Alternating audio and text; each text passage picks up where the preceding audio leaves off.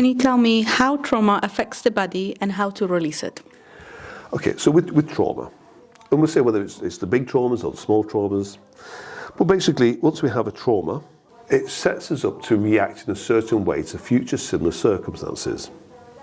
So for example, if you was at school and you messed up in assembly and you got the, you did the speech wrong and you got shouted at by the teachers and laughed at by the pupils and even your friends were taking the mickey out of you, then in the future when you come to do public speaking, you're going to have your part of the subconscious says, oh, this is dangerous. So you're going to react the same.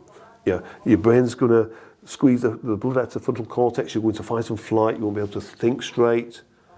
And your mouth will go dry, your throat will close up, and all the symptoms of fight and flight.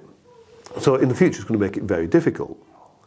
So that's just one example. But basically, how many times you hear both physical and mental issues are stress related? Mm-hmm. All the time. All the time. And what is stress?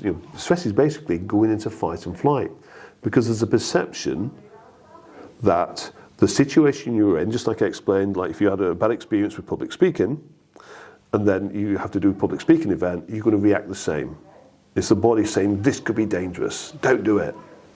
So, with every situation that we have in life, if we're reacting badly to a situation, it's because something happened in the past. So that creates more and more stress. So stress is fight and flight.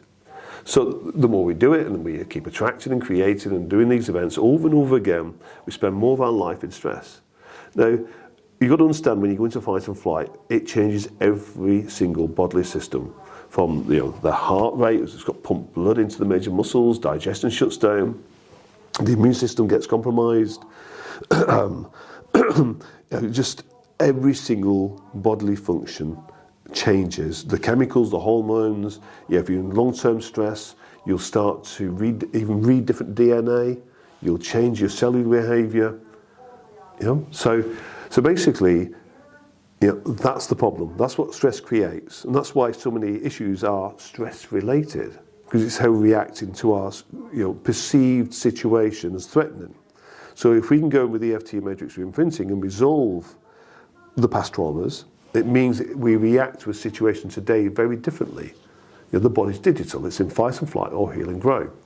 And if we can stay out of stress and keep more in the heal and grow, in the kind of parasympathetic state, then it's just a much healthier state to be in. So that's how basically our what happens in our childhood creates the trauma and the beliefs that we take through our life, and then on a day-to-day basis, our reactions are controlled by what happened previously.